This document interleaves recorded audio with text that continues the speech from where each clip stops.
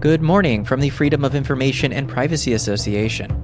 I'm Patrick Farnsworth, and this is your Access and Privacy Online News Summary for Saturday, July 12th. We're heading into the full summer season here, and while you're hopefully enjoying the sun where you are, we'll start with the access to information and privacy scans across Canada. There are some troubling environmental impacts as one oil company breaks a deal and another has documented ties to a provincial government. Plus, there's a reminder that drone operators can face charges if they don't respect people's privacy. We have a few stories from south of the border with the FTC blocking efforts to make it easier for people to unsubscribe, and one state making changes that could impact the privacy of donors to charities. We'll wrap with a troubling report that intersects your travel data and data brokers, and learn about recent steps in Alberta to increase understanding of new access and privacy laws in the province. Let's dive in.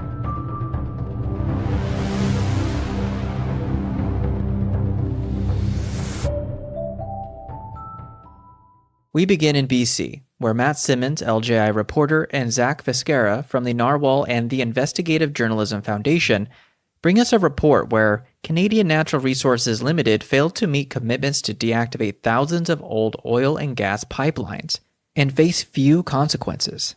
Documents obtained under Freedom of Information legislation in BC reveal smaller feeder pipelines are supposed to be decommissioned when the wells they connect to more major pipelines no longer produce gas. Companies are required to decommission these pipelines within 18 months. In 2020, the BC Energy Regulator found CNLR hadn't deactivated thousands of pipelines, and the company continued to operate them without facing enforcement action. A subsequent cleanup plan was put in place, but the company has failed to act on it. It is unclear why the company failed to meet the requirements for deactivating its pipelines, including failing to follow its own plan. The company did not respond to multiple requests for comment made via email and over the phone. It all raises serious concerns about environmental oversight and corporate accountability. From Manitoba, Maggie McIntosh, LGI reporter at the Winnipeg Free Press, brings us details from access to government records detailing the NDP government spent $94,000 promoting a school nutrition program, mostly through social media ads targeting parents and educators. While the initiative itself has public support, the promotional spending, especially during tight budget cycles, raises questions about government messaging and priorities. In the end, the Canoe government spent more money promoting its universal school meal program this year than it did feeding students in some small divisions, though some argue the funding is meant to ensure every student can access a free snack at school when they are hungry without question. In Quebec, the province's language watchdog has softened its stance on English terms in public signage. After an uproar over banning phrases like "Go Habs Go," the agency now says such expressions can remain, provided they don't advertise products or services. The reversal followed a public outcry right before the Montreal Canadiens' first playoff home game, when the Montreal Gazette reported how the transit agency had replaced "Go Canadiens Go" with "Allez Canadiens Allez" to stay on the watchdog's good side. This marks a notable retreat in enforcement and shows how public pressure can shape language policy. The language office did report a few complaints over the word "go" being used in the past to comply with language laws. Turning to Ontario, Celeste Percy-Beauregard, LGI reporter at the Hamilton Spectator, dives into the data obtained through requests and identifies an important outlier. One school board went from having the highest number of student exclusions to 0 in just a year. Exclusions refer to sending students home without formally suspending them. While the change looks positive, the rapid shift has left parents and advocates wondering whether exclusions are still happening, just not being tracked or reported. To work around tracking exclusions, schools may suggest a modified schedule, which would include less class hours. While this is still an exclusion, it may not be tracked as such. Also from Ontario, newly released documents show Premier Doug Ford had daily contact with Enbridge during a major natural gas project. Records obtained via access to information point to unusually close coordination, including direct phone calls.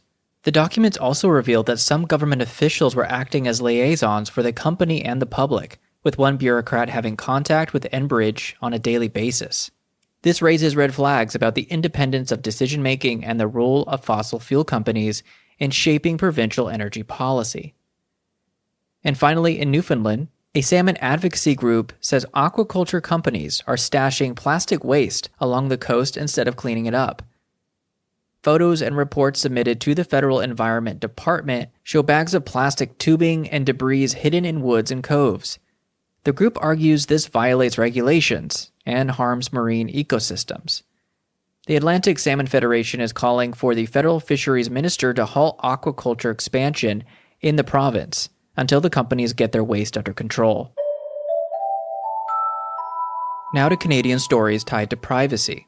In two stories from Maggie McIntosh, LGI reporter at the Winnipeg Free Press, in Winnipeg, online schools are replacing bricks and mortar but racking up higher online monitoring costs. InformNet is the province's largest online school, and it is spending over $200,000 a year to detect AI-assisted cheating. The program doesn't require anything to be downloaded onto the student's computer, but they do require a microphone, video camera, and internet connection to participate.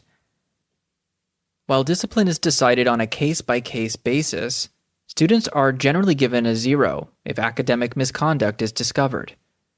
The school is investing heavily in software to spot ghostwriting and generative AI use by students. But it raises broader concerns. How much surveillance is too much, and what data is being collected to flag cheating?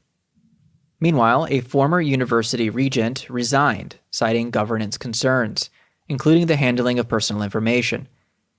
She warned the University of Winnipeg's board lacked transparency and accountability, particularly around privacy issues.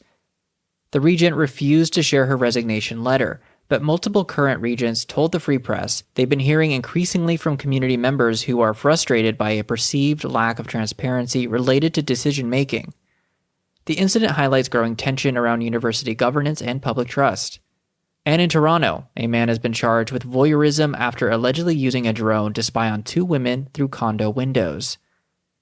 The man has been charged with secretly observing and recording a person expecting privacy and harassment by watching and besetting.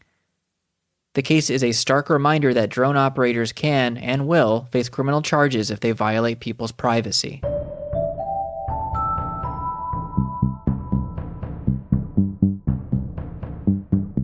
In the United States, the Federal Trade Commission has blocked a proposed click-to-cancel rule aimed at making it easier for consumers to unsubscribe from services.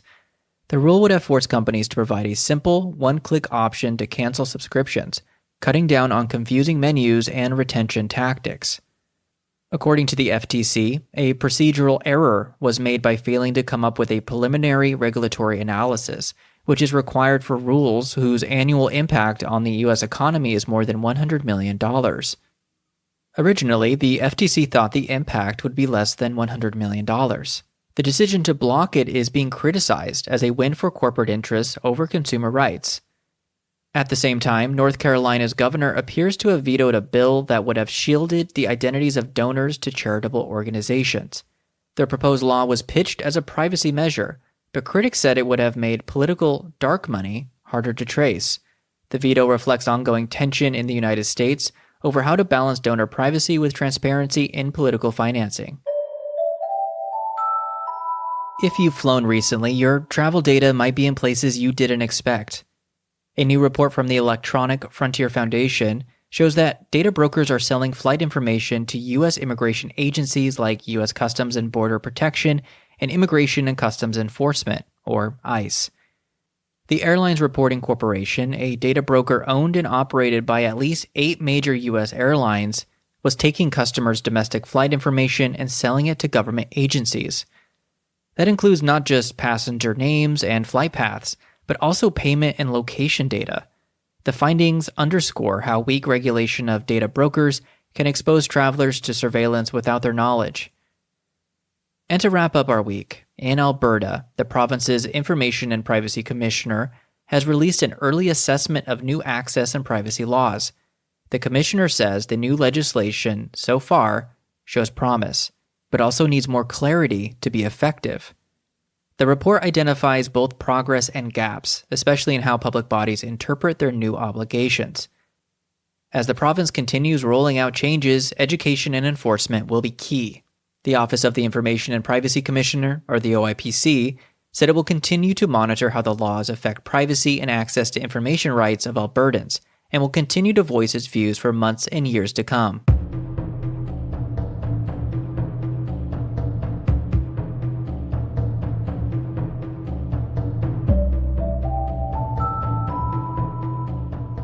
As always, we hope you found today's stories helpful in staying informed about the latest issues surrounding privacy, information management, and public transparency. To help us keep the mics on, be sure to subscribe through FIBA News Monitoring or consider a donation. Our writer is Sean Fisk. Original music in today's show is composed by the mysterious Breakmaster Cylinder. I'm Patrick Farnsworth, your host and producer. Thank you for joining. A big FIBA thank you to all the contributors, reporters, and outlets that make this podcast possible, and you, our listeners, who help make this successful. Stay safe and stay informed.